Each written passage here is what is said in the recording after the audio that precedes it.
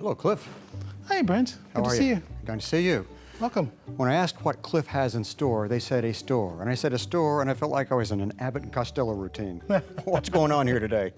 Well, we've pulled some of our collections related to Big Bear. Ah, the beloved Big Bear grocery store. They didn't invent the supermarket, but they brought it to Central Ohio and Columbus, correct? Right. When they opened their first store on Lane Avenue in 1934, they introduced to Central Ohio the whole idea of one-stop shopping. Prior to that, you would go to the dry goods grocer, you'd go to the greengrocer, to the bakery, to the butcher. What Big Bear did in a very large store for the time, 70,000 square feet, provided all those things. And the other thing that they provided was that you could select your own groceries. They gave you a little basket and you could go around and pick what you wanted from a variety of different things rather than have the grocer take your list and pull the items for you. Do we know why it's Big Bear and not Mighty Mastodon or something like that? Well, the man who founded the company, Wayne Brown, thought Big Bear sounded, that it was something that was permanent, it was something that was big and large and impressive. So that's what he wanted to start his company with. Did people embrace the supermarket style, or were they reluctant to give up the old style of shopping?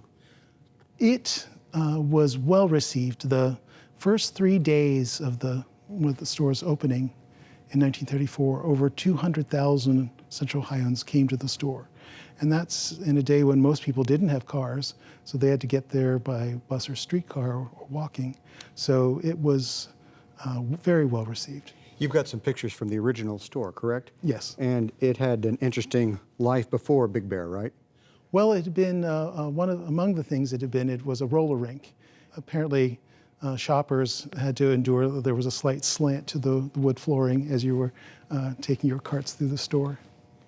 And Big Bear actually had a Big Bear in front of the store, and in fact, you have a family story about the Big Bear, right? Well, for the first couple years of the original store, they had a live bear outside that could do tricks and do small performances. And my grandmother went to the original Big Bear, and my father, as a child, would ask my grandmother to buy extra bologna so he could feed the bear on the way out. Yes.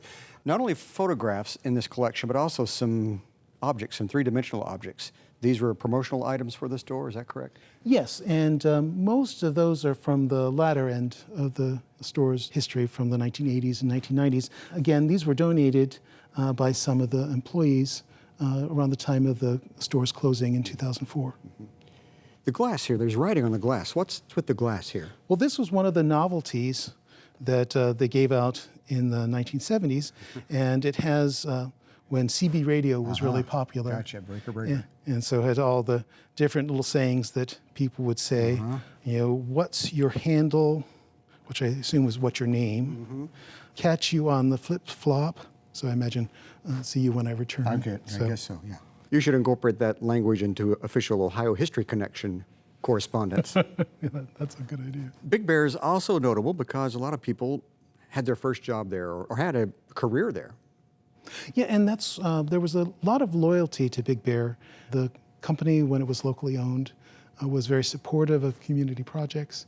As a consequence, it had a lot of support in the community. A lot of loyalty. Yes. Let's move down and take a look at some of these items. These look not terribly old, like they're from maybe the latter years of Big Bear. Yes. And what were the last years of Big Bear? When did it close? The final store closed in 2004. It was purchased by an out-of-state conglomerate firm in 1989.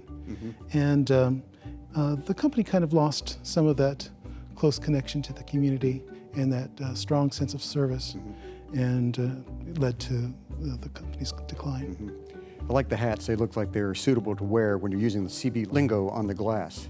Yeah, a lot of these types of things were worn by some of the employees, and that's the source of a lot of this material is some employees that gave this material to us toward the end of the company's run.